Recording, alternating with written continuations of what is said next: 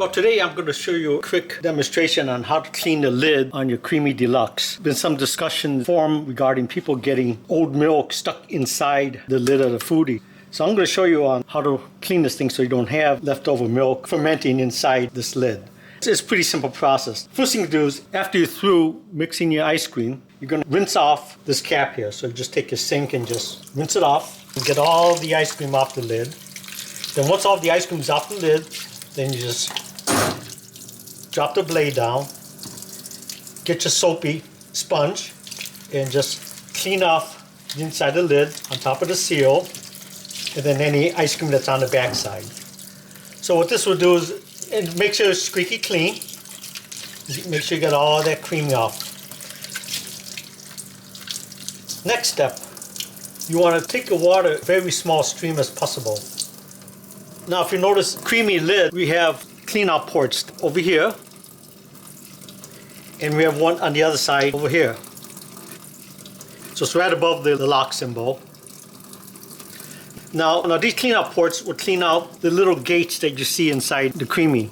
So it's got like little rooms inside. So the ports are directly in line with that, and it'll clean those out. Now on this intake port over here, this foodie's got a little lever here to open up and close the blade. But it's also in the way of this room over here. So, and this is the gate lever right here. So you got to pull it back about halfway so the port has a direct access to that little room in there. Okay, so once you know where the ports are, then you take a steady stream like this of warm water and you just aim it into the hole. Now you can see we have drainage holes all along the top of this lid. It's like a flying saucer, you know. So as you're pouring the water through those, you can see coming out the draining holes. Turn it to the right, it's going to come out the right drain holes. Turn it to the left, you can see it pouring out the left drain holes and out of the intake ports on either side. Now what you want to do is, once you get that, after you're flushing out the lid from the top, you want to go to the side ports. So you just aim to that side port that I showed you earlier by the lock button and just shoot down into it. You can see coming out the other side. And same thing with this one here on this side, but you have to pull back the lever about halfway and just shoot it through.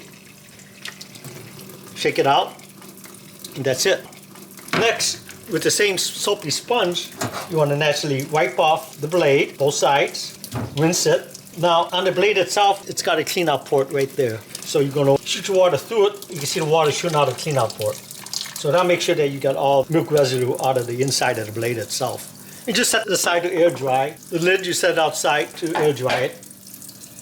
Now if by chance you still have milk residue that's built up inside, then what I suggest is that you pick up a water pick like this. In a water pick, the nozzle is the exact same size that you need to shoot into this port over here, the top port. And then more importantly, it shoots right into the side ports. So it shoots right into the side ports and gives a strong stream into the two rooms I showed you before. And you can set water pick strength naturally to whatever strength you want it. I kick it up on high and it'll shoot a blast right into that. It'll break up any residue that's left inside this lid. I've been using this CREAMi Deluxe for a long time, and you can see it's perfectly clean on the inside. I've only used the water pick once, and that's in the beginning when I was not aware of how to clean the inside of the lid itself. Okay, the water pick's on, and I'll just aim it at the top one. And you can see it fits right into the hole perfectly. And you just shoot it through.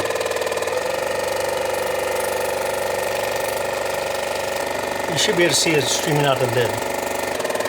And the harder one is actually the side ones, because usually sometimes your faucet doesn't have the strength to run it through when you turn on the water pick. And as you can see, it's got plenty of strength to shoot into that gate there. Now the last step in cleaning out your Ninja CREAMi is that you grab a towel like this, damp it slightly, squeeze out the excess, then wipe down the nozzle on the side. Wherever you got milk that's splashing around, you don't want any leftover milk on the machine itself, because leftover milk is kind of dangerous. When I was in the fast food industry, it's so bad, the milkshake machines, that only the managers are allowed to clean and sanitize those machines, because they want to make sure that it was done correctly in order to prevent bacteria from getting into customers' drinks. Now there's been some discussion on whether you should clean the shaft itself, because as it comes down, it does get in contact with milk and comes up. But according to Ninja, you don't have to. I guess it pretty much scrapes it clean.